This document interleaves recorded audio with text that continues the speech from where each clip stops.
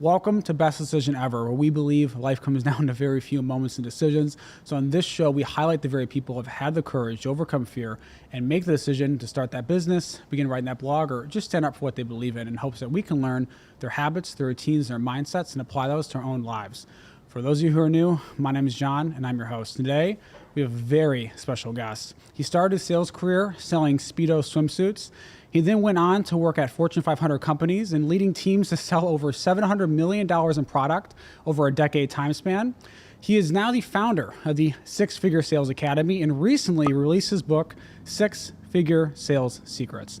Without further ado, I introduce you the Marcus Chan. Marcus, thank you so much for coming on the show, my man. I very much appreciate it.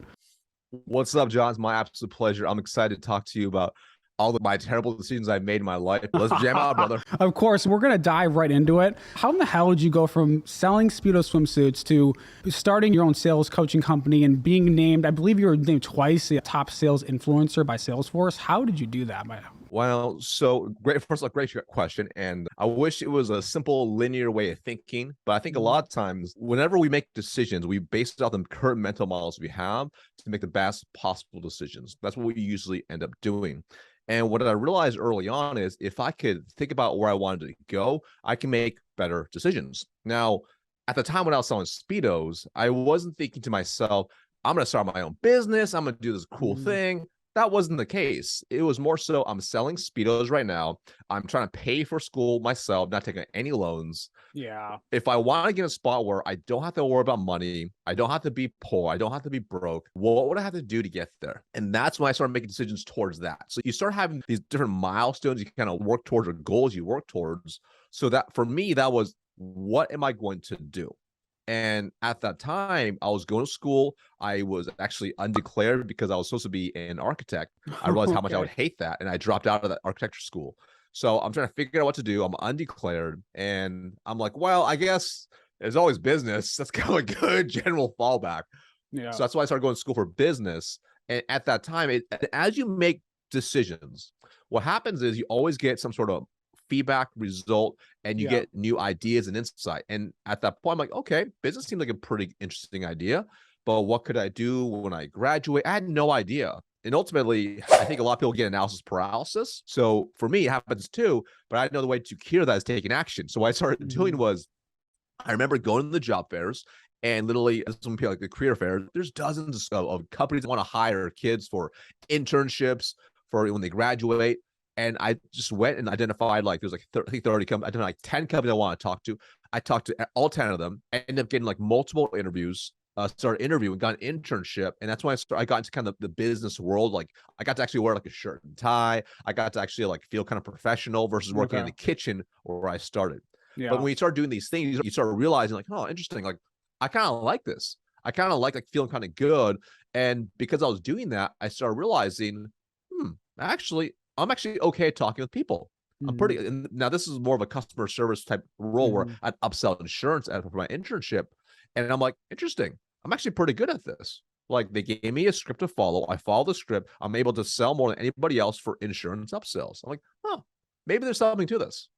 Again, I wasn't like, I'm going to go into sales immediately. It's just because of that decision I made, I had new insights. And oftentimes action leads to insight. More often insight leads to action. So when I'm taking those actions, I started learning more things. And what ended up happening was once I eventually graduated, I still didn't know what I wanted to do. So I actually went and interviewed at a bunch of companies. I ended up having like 5 or 6 different job offers from an analyst with like a 56K base all the way down to this B2B sales role at $29,500 base salary at the same company I was already at for a whole new division. And now, again, I wasn't like, I want to go to sales, but when I was thinking to myself from the mental model perspective, I'm like, who do I want to become? What do I want to do? I'm like, I'll love to lead people and lead teams. I think that'd be really neat to be able to understand business that way. I'm like, I think this B2B sales opportunity, even though it doesn't seem like it's that lucrative really up front because of base salary, but I think I'll gain a lot of skills from that.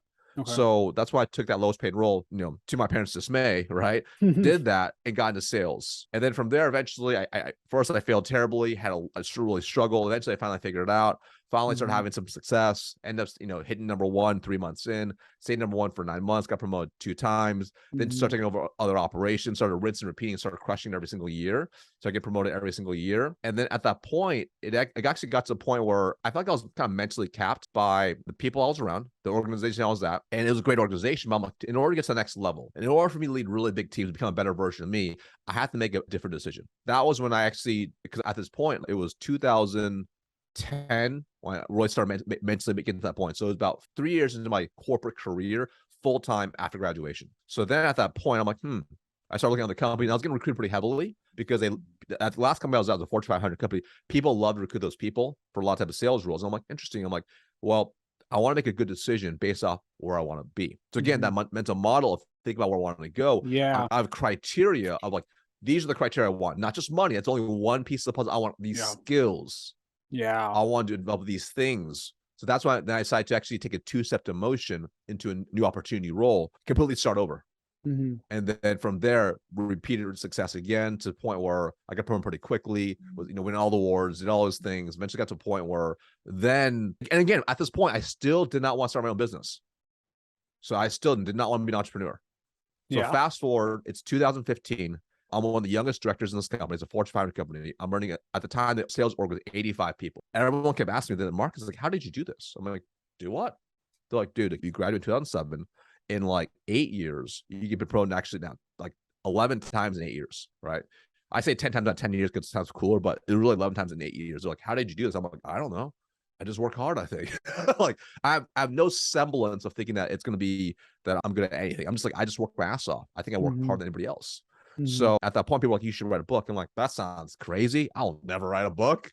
I'm like, I should do. I'm like, I should write an ebook. And this is before ebooks were a thing. So at that point, I'm like, so I actually went and bought a program, learned how to write an ebook, how to distribute, how to automate it. And I remember like, just like, it was like how to get promoted, how I got promoted. It was like how I got promoted 10 times in 10 years, something like that. And I had a very small email list. It was to my Instagram. I put in my Instagram at the time. And I remember like, I made like $9.95 an hour later, and $9.95. I was absolutely ecstatic, right? But that was interesting because again, actually leads to insight. So then from there, I still didn't want to be an entrepreneur, right? It's like, it's pretty hard when you're making tons of money at work and you're crushing it to quit that to go for a $9.95 sale, right? So again, it was just more so the representation of something greater. So then eventually fast forward, I was in that role for another, let's take like 4 years, a lot of success at work, hit President's Club every year, sent people President's Club, won tons of awards, made tons of money. It's absolutely awesome. And eventually, as I was in this journey of creating stuff, I'm like, interesting, what would be really neat is I should create something bigger. So in 2017, during this whole time, I'm like, what could make more impact? What could I create that's bigger than this ebook? And this is before everyone and their mother had like an online course on Gumroad or whatever. I'm like, I should create an online course. The tools weren't as available back then. So I bought a different program, started learning how to create an online course. But I'm like, what am I going to create it on? I'm like, well, what do people ask me questions on? I'm like, well, actually a lot of sales questions. I'm like, makes sense given my role. I'm like, I get asked a lot of questions that I believe are common knowledge. That's just not so common, turns out. Just because I've made so many mistakes, I'd taken so much action, had gained so much insight from my failures that I've learned, and most people did not do that. I'm like, interesting. I'm like, I should build a program for me. Like when I started in sales, if I was tenured, if I was struggling, I should create that program. So it took me 2 years actually to create because at that time I was scaling the team up. The company I was with a major acquisition. My team scaled up from 85 to 110 plus employees, and I was traveling about 100 nights a year in a hotel. So it was nonstop, 80 plus hours a week. I also had a baby during this time as well. So I'm trying to figure out how to be a dad, how to be a family person, how to do all these things. And on the side, when I had free time, I started building an online course. It took me 2 years. And then I remember January 2019, it was finally done. It took me 2 years. And I'm like, what if I wasted all my time doing this? What if nobody buys this? It was like all this imposter syndrome, all this fear. Like, what if I just waste my time? I'm like, let me see what happens. And at this time, I wasn't very active on LinkedIn because my company is very old school. They were not about that. So I just announced it to my Instagram page. And also I had a very small email list of like 300 people. I'm like, screw it. Let's do it. And I woke up and made $2,000 overnight. And I was like, wow, this is something interesting. I'm like, a complete stranger just did that. All right.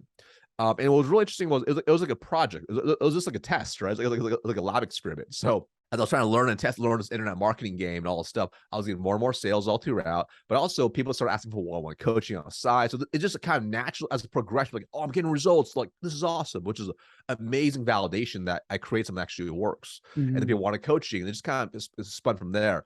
I still actually didn't quit my job at that point though, because I'm like, it's really hard when you're earning a ton of money, you have a lot of power, influence, authority, and a big company. It's kind of hard to just walk away from that.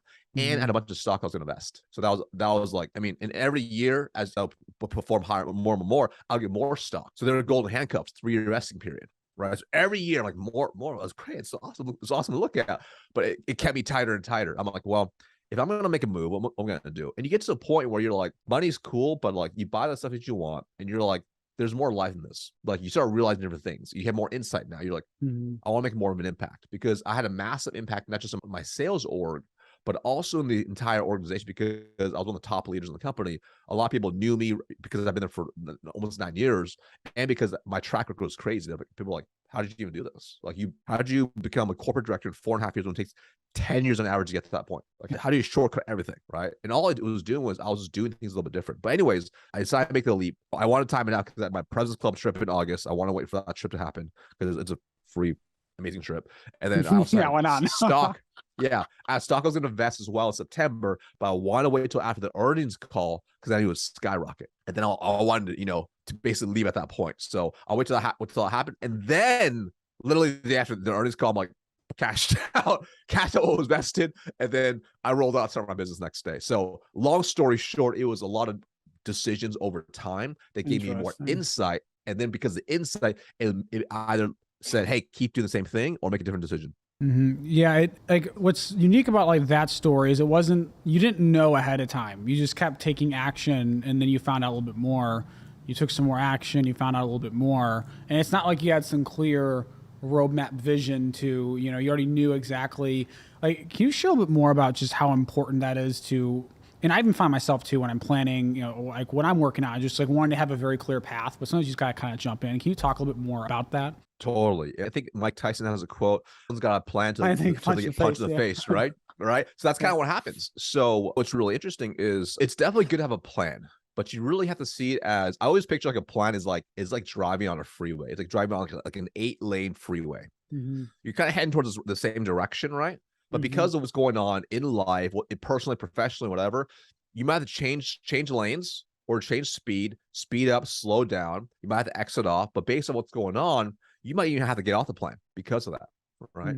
So let me give you, and it is because as you learn new things, it's okay to change your mind, to rethink things. And I think the mistake a lot of people make is we get so stubborn and stuck to one idea. But the reality is, truth is not binary. It's not right or wrong. This is like good or bad. There's many levels to it. And I'll give you a really good example. So when I officially went all in on September 19, 2019, I still remember because it's 9/19/19. And I remember I was whiteboard right here. I was whiteboard, and I mapped out my exact strategy over the next 5 years. I'm like, all right, here's how I'm going to build this online course business. Here's how I'm going to build this consulting business. Here's how I'm going to build a franchise licensing business. And I matched it all out. I'm like, all right, this is my master plan. And then I got started, and it was really hard. Like, running this is really hard. And I just started I was like, oh man, this is like way harder than I expected, just in terms of like, because I went from having like all this structure that I had created in corporate America to zero structure, right? So here I have this massive, amazing plan. I'm like, this is what I'm going to do. Here's how many clients we're going to acquire. Here's how we're going to do it.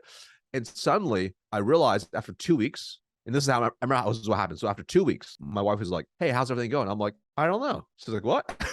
I'm like, yeah, I'm not sure what I've actually been doing these last 2 weeks. And I realized I've been really busy, but I didn't even know what I was doing.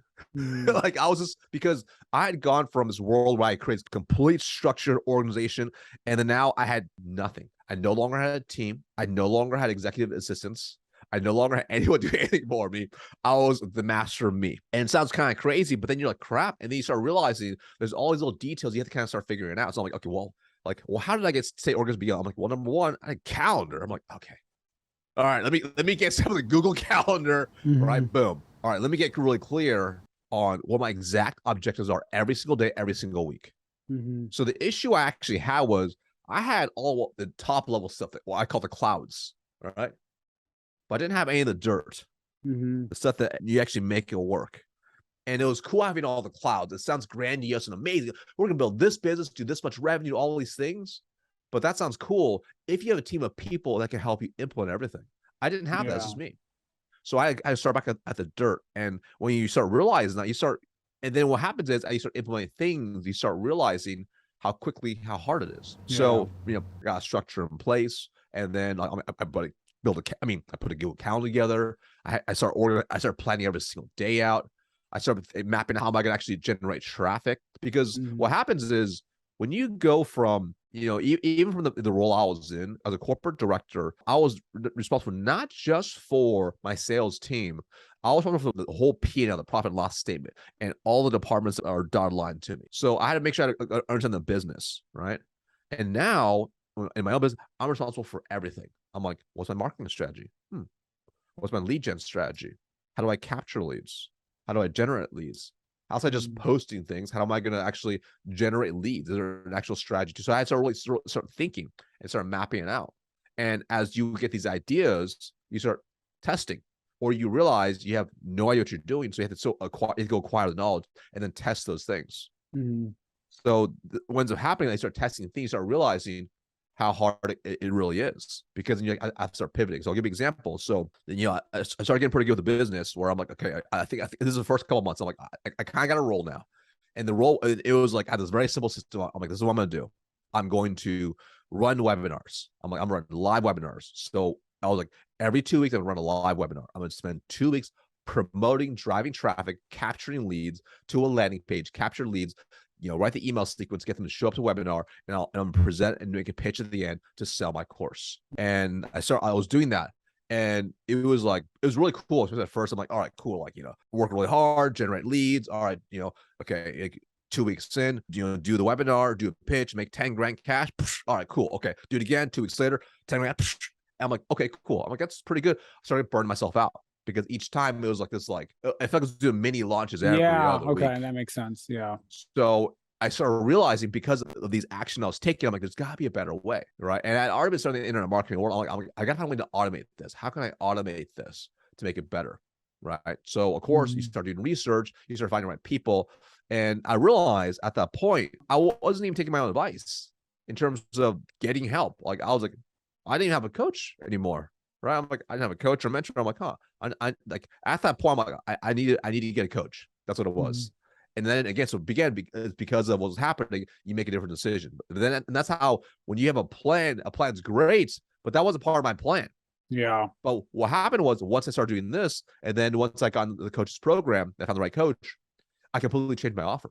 I completely changed what I did, because of what I was learning, right? And I was taking action and learning more. Right. So this is actually why it's so important, regardless of whatever level of success you have, you have to stay massively humble, because then you're actually open to new ideas and try new things out. And then because of that, then you'll get different market feedback, and then you can make a different decision. Yeah. And I was going to say, what the highlight to that was really, one, it's just having the willingness to adapt and evolve with what's in front of you. But I think, as you said, that it takes the humility and just being able to stay humble. Even after being so successful in more of the corporate world, you were able to stay humble and stay resilient throughout all of that. Yeah, how do you get yourself to have that perspective and show up with that humility and also that resilience? Especially when, starting that, specifically when starting your business and working through that. Because I think a lot of first-time founders or small business owners, whatever it is, starting anything, go through that phase. How did you work through that? So I think the first piece is, I think it's really important that you are surrounding yourself with the people that actually challenge you and make you better. Okay. If you don't have people around you, it's like, at least you're listening to podcasts or interviews with people that are really successful in the space that you want to be in, and you can learn from them. And you start realizing that the perspective you're seeing is actually very limited, right? And this is something I observed as well, because, when I was in my first company, before I started my own business, my first company, when I started having success, I became like the big fish in the little pond. And like, that's cool. Like, that's cool being like the fifth grader at elementary school, right? But once you go to middle school or high school, you're just a little guy, right? There's only so much. And in every new level, there's a new devil. There's always someone above you. I like that. So it's really, really important to surround yourself with that. So that's why, first off, it required me to really humble myself, because I wasn't growing at the level I wanted to be at. Okay. I'm like, okay, that was like, it's kind of like, this is why it's important to measure, to have metrics. So It's kind of like you could say, oh, I think I want to lose weight. Yeah, that sounds cool. But what if you had to step on a scale every single day and take a picture of yourself shirtless? Now you hold yourself to a massive level of self accountability. And Yeah. you can't hide from the truth, right? You can avoid it, but the truth will eventually come out. So because I was tracking all my numbers and all my metrics, I'm like, this is good, but I'm not even close to making how much I used to make. Like, this is lame. What am I doing right now, right? So I'm like, Mhm. okay, like, I need to figure something out. And when I started to realize this, and I started to seek out knowledge, I started realizing that there are people playing the game at a way bigger level. Yeah. And I remember also having this epiphany, especially when I was in corporate America. I'm like, dude, I'm making great money, great life, great income. But then I'm like, dude, there's people out there making literally $2 million a month that are like 25 years old. I'm like, dude, whoa. Like it starts shifting your mind, right? Then you realize there's people that do even more than that. But what happens is your perspective starts to shift, right? And you can always tell how successful someone is based off the units and measurements they use, right? And also how much and how they describe time. So, and like, what they talk about days, months, weeks, years, decades, etc. Right? You can tell how long term they think in general. So, what was really interesting was when once I joined that the first coaching program for at least internet marketing, how to build Mhm. and scale business. I'm in this group, and there's some people that are like, they're doing like 10, 20, 30K a month. Yeah, it's fine. But then there's people that are doing like 2 million a month, 10 million a year, 12 million a year, 15 million a year. And they're just like, and when I got to like see them and talk to them, I'm like, what's really different between me and them? Nothing really much. Yeah, that's insane. Can you talk about that? Because that kind of goes into like imposter syndrome and stuff. Can you talk about just like, yeah, like how did you make that mental leap to go from, okay, I'm making, 10K a month or whatever it is to, to where you are now? And not even just in action, but mentally, right? How did you do that? So I think it's being able to be around some other people because they really open your eyes to what's possible, Okay. right? I think that's the first piece. So like when you start surrounding yourself with people like that, you start realizing they think about things differently. They have different mental models about everything. So if Yeah. you can be around people like that, then you're going to be able to increase how you think and how you Hmm. do certain things. Yeah. So I'll give you a really simple example. So I remember, early on, I started testing a whole new thing for me, which was Facebook ads. Never done before. I'm like, oh man, like, and I think my first year I probably spent like 200K in ads with like net zero profit on the ads. Right? I'm like, huh, interesting. Like ads don't work. I'm thinking, I'm like, they just don't work. Like they just don't work. And what was really interesting is, as I started, getting to these other coaching programs, and I realized the reason that some of these people were really successful ads is not because they had this magic touch, but what happened was they would iterate very quickly. So Hmm.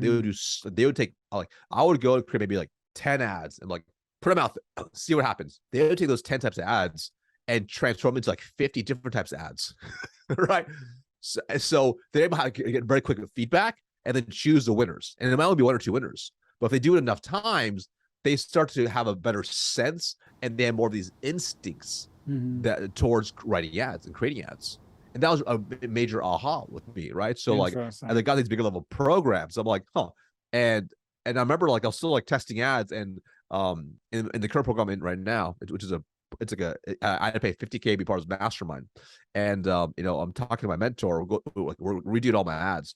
And we take it and we just like create dozens of variations based on what he told me to do. I'm like, cool.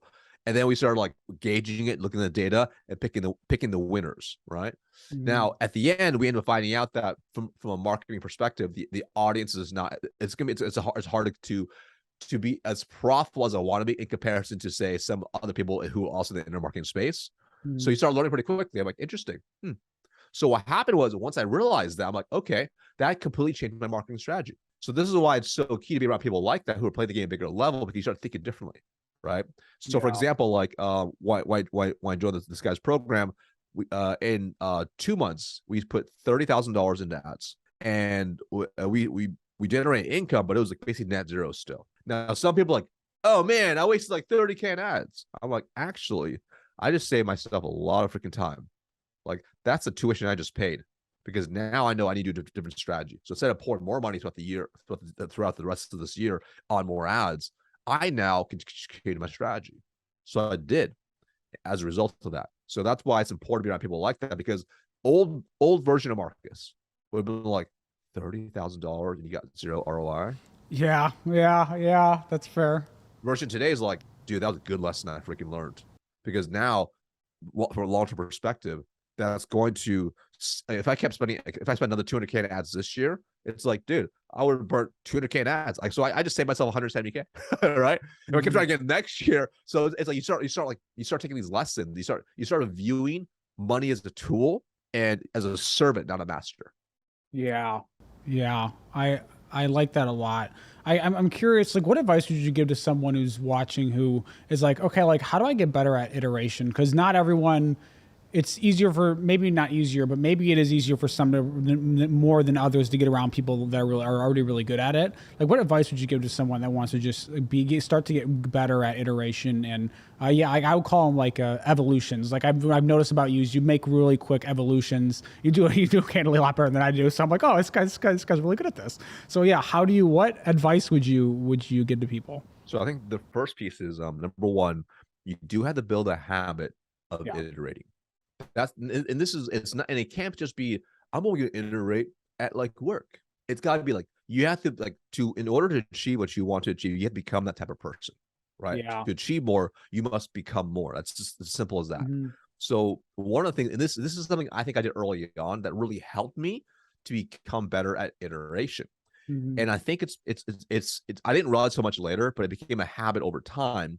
That it's compound over time the more I do it. And when I hang around people playing the game bigger than me, it simply has made me even more likely to do it because it's reinforced. It's a behavior. It's okay. It's almost like you have to give yourself permission to do it, and you need permission from other people. Sadly, but this is kind of how humans are wired, right? We naturally need social acceptance. So, what was really interesting was, this is probably a lot of people as well. Is I remember early on, making cold calls, absolutely just getting my face smashed in, not booking any Yeah. meetings, Been there. Been and there. Yep. right. And what ends up happening is like, when you keep doing the same thing over and over, the same result, you start losing confidence. Yeah. You start getting demotivated. You start second guessing yourself, second questioning yourself.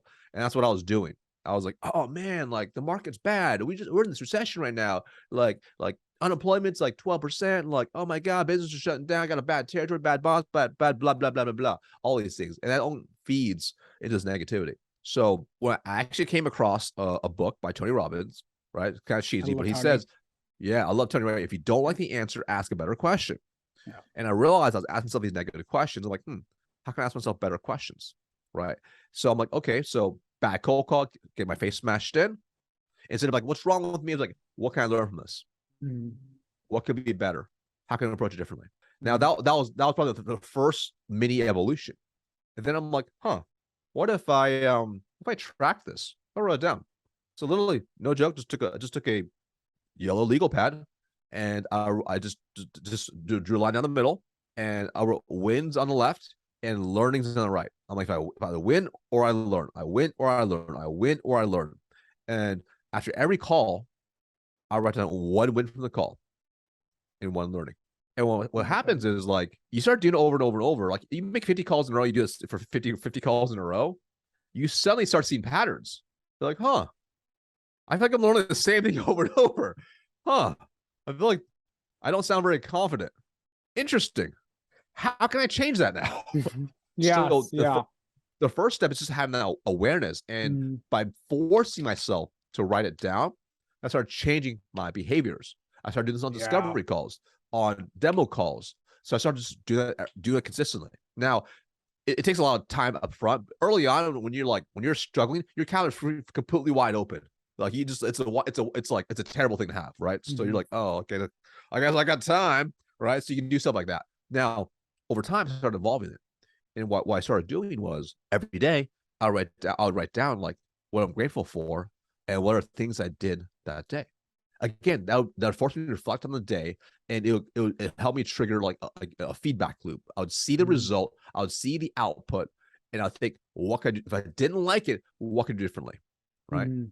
Now it's evolved over time now. So even now, so like before I go to bed every single night, without fail, every single night, I still write down what are 3 things I'm grateful for, or 3 things I did that day that moved me towards my end result that I want to go after. So it's not necessarily going to be results based, but typically going to be output based, right? Okay. and it doesn't have to be your work, it's personal, professional, everything, right? And then write down one opportunity. What's one thing I could have done differently that I could take it to the next day? I like that. It's I like really, that. really important. Okay. Yeah, it's really Now, simple too. really simple. And then here's the last piece. What's my focus the next day? I write down one or two things, right? Now, this is actually evolved. This is now you'll see that I can show this evolution. It went from a dude with a yellow pad writing down wins and losses, wins and learnings, if you will. Now to why I have this, but the other system I implement as well is every Friday, I will literally write down the biggest decisions I made this past week. I love that. Right? I'll reflect what decisions I make this week that potentially can impact my result a year from now, 2 months from now, 10 years from now. And it's interesting when you start reflecting back, because what happens is, remember, your destiny is determined based on your decisions you make today. Yeah.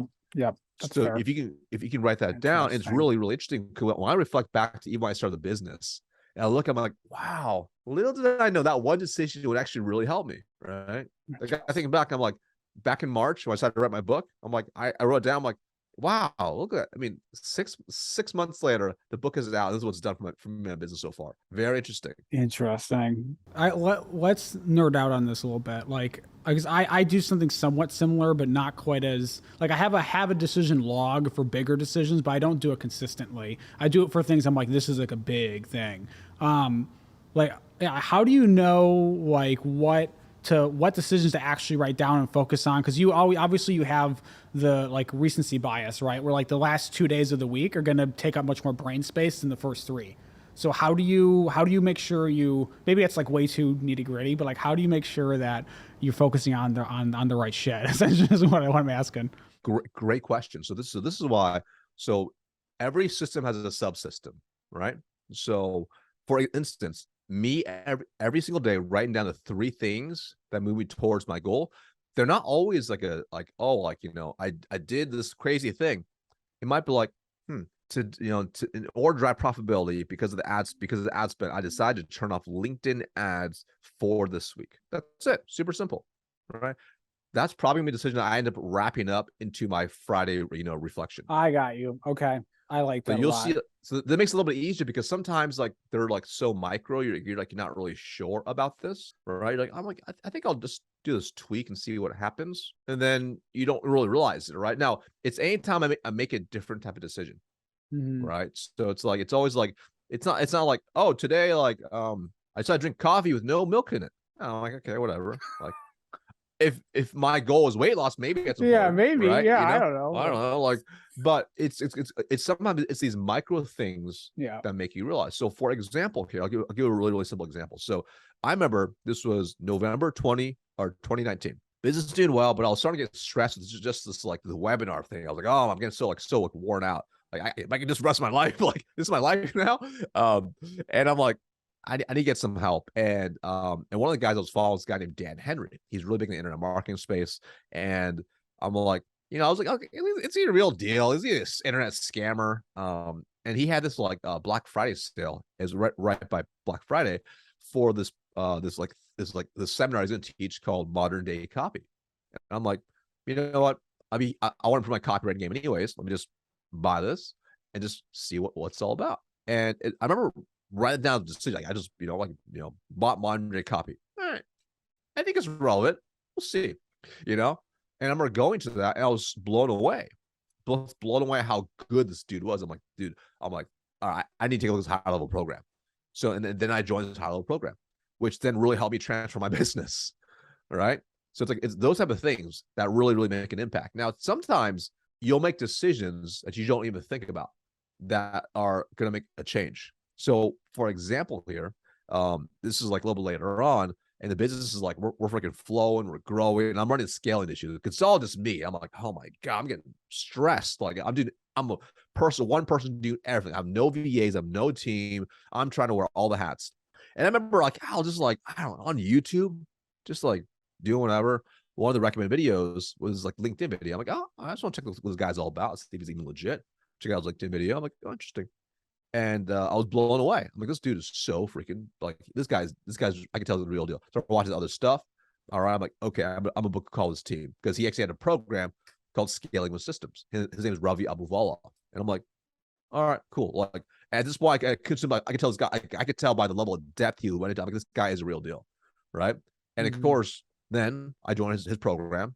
It helped me take my business next level. You know, we started scaling up more. Then I joined his mastermind later on, right?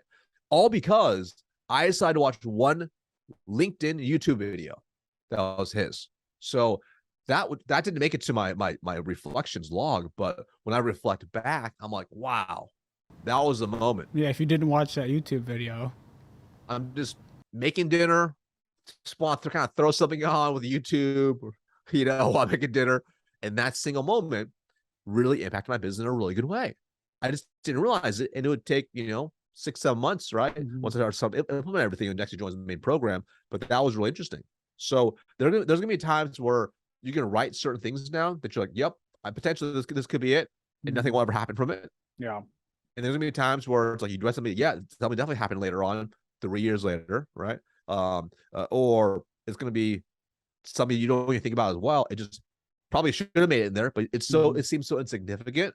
But that one single thing changed your life. Yeah. Yeah. I like that a lot.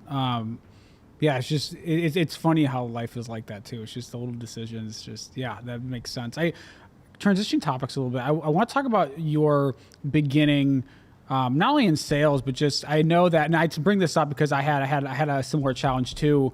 You know, you mentioned at least it was an article or video I saw about you, like you had some like speaking challenges as a kid, and I think it's important to highlight some of that because I think it's really easy to look at Marcus now and go, oh well, you know, he's probably some prodigy or this or that or some bullshit, and you know, I mean, right there with you, I had those speaking classes and all that crap, and I had to. It was funny, you would laugh because it's probably the same thing you would do. Like I had to literally do cold calls like on the cold call floor at Sumo Lodge to get myself to stop stuttering during cold calls. You know what I'm saying? So you got 20 dudes, right? And you've got like in a whole team watching you do cold calls, and you're totally just like stuttering like crazy and whatever, and you have to make it through to get to the other side, right? So I know that you've had to go through something similar. So I'd love to hear a little bit about your path of working through that to get to where you are, because obviously people can't tell now, but it sounds like you had a similar challenge.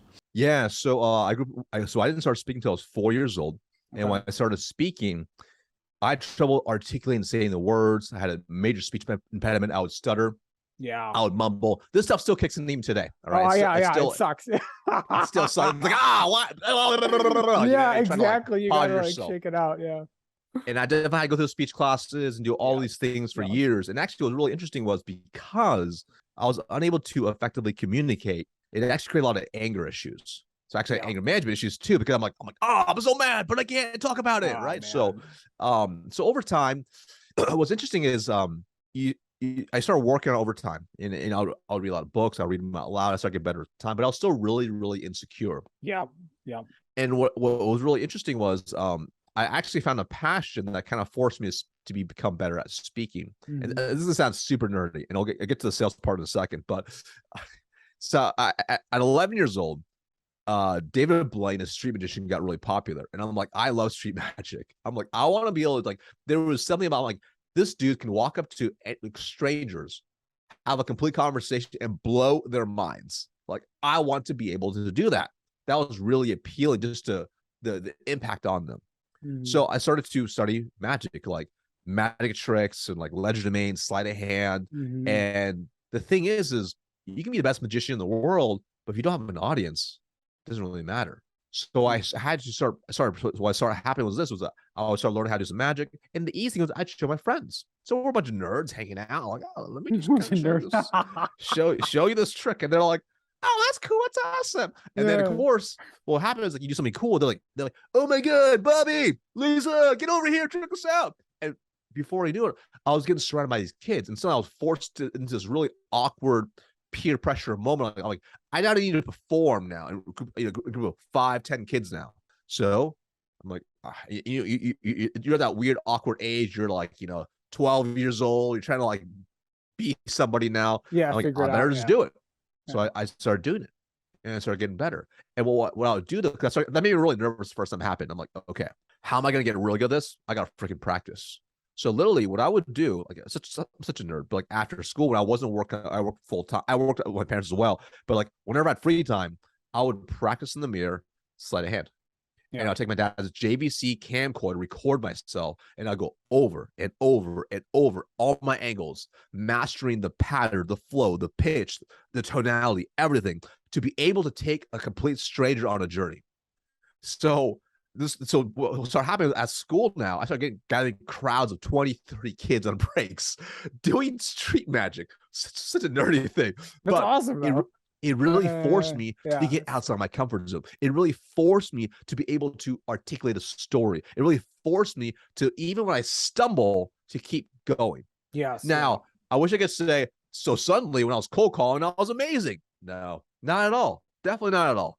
So when I actually got into sales, it was very interesting. When I started making cold calls, it was like 8-year-old me came back. Oh yeah. Like, oh God. It was like all those the emotions, the embarrassment, the lack of confidence, the insecurity started coming through, because now you're trying to talk to a completely cold stranger who is being a jerk to you on the phone. Yeah, you can't hide it either, right? You can't hide it, right? And that was really hard. And that was like, okay. I'm like, well, how did I get better? Well, I took more time outside to practice. So I started to obsessively practice as well. So obviously my game improved over time, but I started obsessively going through, like, so I'll give you an example. So like, because I knew this it was an issue I had to overcome. Fast forward to 2011, I'm in a completely new role, new script, new framework, new everything, new way of doing things. I don't know the ICP, I don't know the industry. And I'm like, I got a cold call as well and book meetings. I'm like, okay. I'm like, well, I'm not going to let 8-year-old me take over. Right.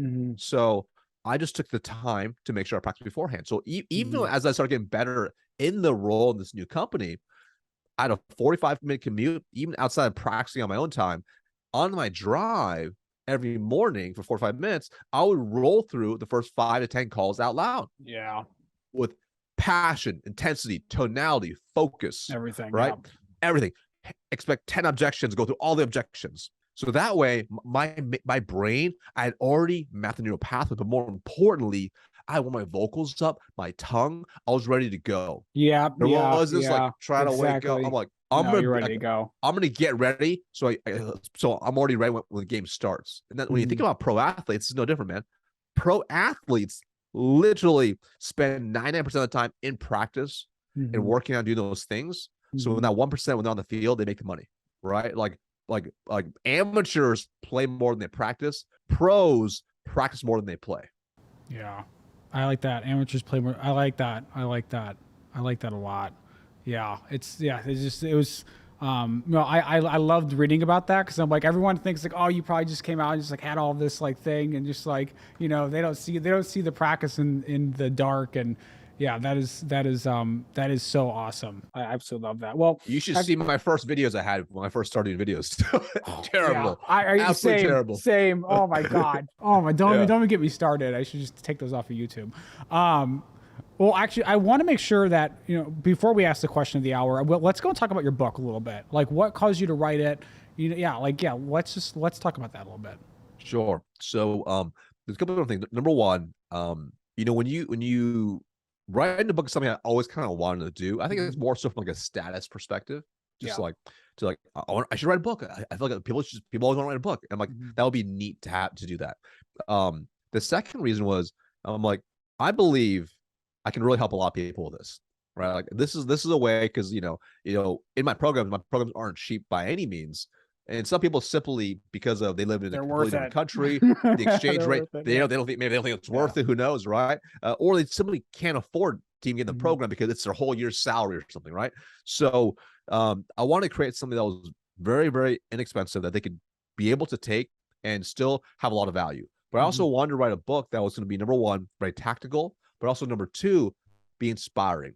Yeah. So that way, when they go through it, they're going to be hopefully to take action and realize that when they master sales, it's one of the greatest careers in the world if they can master sales. So that's why I wrote the book. But it's been a pretty fun journey doing it. Definitely one of the hardest things I've done for sure. Okay. But definitely very, very rewarding to do. Yeah, I'm sure for anyone watching who's interested, it's probably an amazing book. I'm in one of Marcus's courses, so it's absolutely, he's been outstanding. So I'm gonna give you a little shout. But thanks, brother. Of course, man. With all that being said, looking back on what you've done on your life, and this doesn't have to be career focused, but you can make it, you can choose. What would you say has been your best decision ever thus far? Okay. Super simple. Number one, marry my wife. Yeah. Yeah. Yeah. Okay. Yeah. I Uh, I like that a lot. What makes you say yeah. that? So one of the things is we're human. Yeah. We're human. And I think a lot of times it's like, when people see me online, they see me whatever, like, oh, he's pretty confident. That's how he was born. No, man. I Mhm. have insecurities. I have doubts. I question myself. I second guess myself, just like anybody else, Yeah. because we're only human. Yeah. It's actually what keeps us alive, actually, right? It's like that anxiety to like that something might happen, right? So, and that's okay. And I think when you go through life, if you're able to choose the right partner to be with, Okay. they will not just support you, but they'll also be there to just kind of help keep you straight and help Okay. raise you I up. like that a lot. And I think it's really important because if you're with someone that, let's just say, like, because I work pretty hard, like even like Yeah. in the hours of work, I work really, really hard, still very, very focused. And my wife is the same way. And if we had different values on that, then she would make me feel guilty. She'd be like, Yeah. "Oh, why are you working so hard? Why are you doing these things?" And that there becomes a misalignment, right? So that's why I think when you're choosing that spouse or partner to be with, they can help make you better. And I think the Mhm. cool part is, especially with my wife, is I met her before I achieved anything. I just knew that she had really similar values to me. She had big Mhm. goals, ambitions, and dreams, and same with me. So Mhm. we had a very good value alignment. And it's interesting because like we have some similar interests, but a lot of different interests as well. It's actually Mhm. a good thing. So we actually Mhm. complement each other really. It's almost like a yin and yang. And when I look back, I'm like, that decision by itself is so powerful because every time I was to make a decision, I would talk to her. I'm like, about to graduate college. We just started dating. Like, I'm like, okay, I could stay in Eugene, Oregon, move to Seattle, move to Portland, move somewhere else. What am I gonna do? Well, I love this girl. I'm eventually gonna marry her. I'll move to Portland, Oregon. Right. That was a pivotal decision because of that. Right. Um, Started doing this role. Right. And then had a lot of success. I could have stayed there. I could have stayed stagnant. I talked to her about it. We mapped it all out. What it would look like. Mhm. And because regardless, she support me, having her insights were really powerful. Right. Becoming an entrepreneur when I left corporate, like it's like the easy thing to do is go from one corporate gig to another corporate gig. I'm like, well, I was like, well, I guess I always like if this doesn't work out, so this whole like entrepreneur thing, I can go do that, I guess. And I talked to her about that, and she's supposed to support me the whole way, Mhm. right? So I think that's why it's so key, like that you have someone that if you can hopefully be as lucky as I am to be able to find someone like that, they'll make you better, they'll challenge you, they'll hold you accountable, but they'll always have your back regardless. I like that a lot. It sounds like for you was finding someone that shared values, right? You guys weren't going to clash on So values key. when you need to go Oh work, yeah. and absolutely, I absolutely Yeah, love that. Absolutely love that. intrinsic value is one of the most important things. Like because it's not about like, oh, if you're married for just like I mean she's also super hot too, which that was a nice plus. But it's like I love but that. it's like if you can like have like have your cake and eat it too and have all those things. The thing is, looks fade, beauty fades, good looks fade, but the values are the same. How we show up as a human being, our character, right? Businesses come and go, jobs come and go, but at the end of the day, the core values are always the same. So when their characters are really good, that is going to go way beyond than just some Yeah, superficial things in the interim. yeah. That sounds like wisdom. Before we wrap up the interview, and there is one thing I do want to talk to you about because I thought it was so interesting. I think it's going to reveal something about you. You talk about a lot about like the difference of like you even had a post recently. It was on like essentially like effort versus like effectiveness, where you're like, oh, like don't read 52 books in a year, like I just take action, get better. Can you talk a little bit? I want to make sure I brought up this point because I'm kind of still in the camp of like 52 books a week guy. So, or 52 books a year, guys. So, do you mind talking a little bit about that? So I think it depends on your goals of reading books. I think that's probably the first thing. So if you Yeah. enjoy reading, dude, read as many books as you want, right? So I Yeah. still read a lot of books, Mhm. but there's certain ones where I'll just kind of pause and Yeah. reread to really fully implement them because then Okay. I can really understand. Because sometimes I'll just read like a mental wellness book. I'm like, just because I'm just interested. Cool. I'm just gonna read about this. Or Wim Got it. Hof, I just want to read about. I don't know if I'm gonna do it, but I'm Yeah. interested, right? Got it. But then there's certain ones I'm like, I like this. I like this focus on essentialism. Okay. How can I really reread this and really implement this? Right. So I think it depends on your goals, and it's not. It's I don't think it's a right or a wrong. I think it's like what's going to fit you, make you happy. Makes you happy that many books. Keep reading. If it doesn't, that's okay. But at the end of the day, reading is better than not reading. Is my opinion. Yes. Yeah. Yeah. Totally agree with that. Totally agree with that. All right. I'm happy we at least covered it. So before I ask the final question, where can people find you, learn more about you? Awesome. You head over to sixfiguresalesacademy.com. You get access to all my free stuff. You can get a copy of my book as well. Okay. Wall Street Journal best-selling book, or LinkedIn. Yeah. LinkedIn. Exactly. All right. Final question, Marcus, really quick. What would you say to someone on the other side of a big decision? They want to start their own business and leave corporate. They want to move across the country. What advice would you give to someone? Totally. I would say number one, take a look at 10 years, 20 years down the road. If you achieve all the things in your life that you want to achieve, will this decision move you towards that? And it might be a hard decision, but you're better off taking that decision towards a better version of you versus your old mental models, which got you to where you are today. I love that. Marcus, thank you so much for coming on the show. I really appreciate it. Thank you guys for watching, and I'll talk to you soon.